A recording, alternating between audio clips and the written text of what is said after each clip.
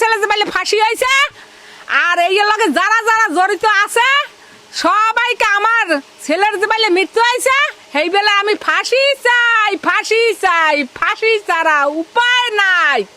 আমার ঘর যারা করছে শূন্য আমি তাদের পোতায় বলতে চাই সৌর ফুল। আমার মেয়েটার বাপ কাঙ্গালি করছে, আমার অল্প বয়সে আমার রাড়ি বানাইছে। আমি চাই না এবার ঘরে ঘরে হোক। আমার জীবন অল্প বয়সে করছে রাড়ি, এবার যেন অন্য মায়েরও জানি নাক খোলা না হয়। আর আমি এই যে জড়িত ছিল তাদের আমি ফাঁসি চাই।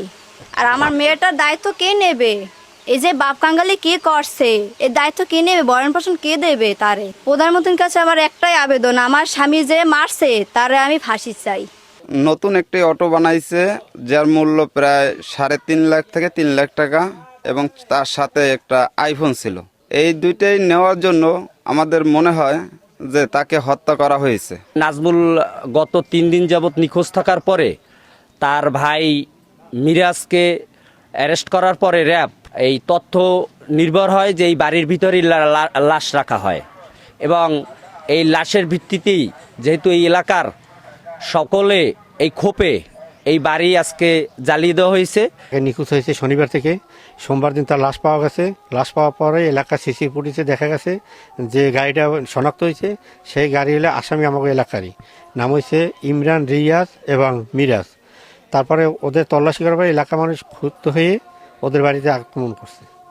মোহাম্মদ নাজমুল মোল্লা এর নৃশংস মৃত্যুতে আমরা আসামিদের কঠিন থেকে কঠিনতম শাস্তি চাই। গত 15 তারিখ সকালে কালিজিরা নদীতে একটি লাশ পাওয়া যায়। পরবর্তী লাশটি স্থানীয় লোকজন নাজমুল নামে তাকে শনাক্ত করে।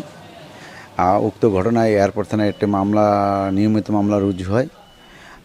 পুলিশ র্যাব তদন্ত অব্যাহত রাখে। তদন্তের এক পর্যায়ে র্যাব গতকাল রাতে মিরাজ নামে এক ব্যক্তিকে গ্রেপ্তার করে।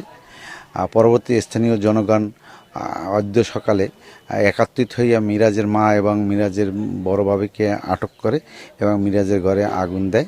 সংবাদ পেয়ে আমরা তাৎক্ষণিকভাবে ঘটনাস্থলে উপস্থিত হই এবং পরিবেশ শান্ত করি এবং দ্বিতীয় মিরাজের মা এবং ভাবিকে আমরা হেফাজতে নিয়ে যাই। বর্তমান এলাকার পরিবেশ স্বাভাবিক।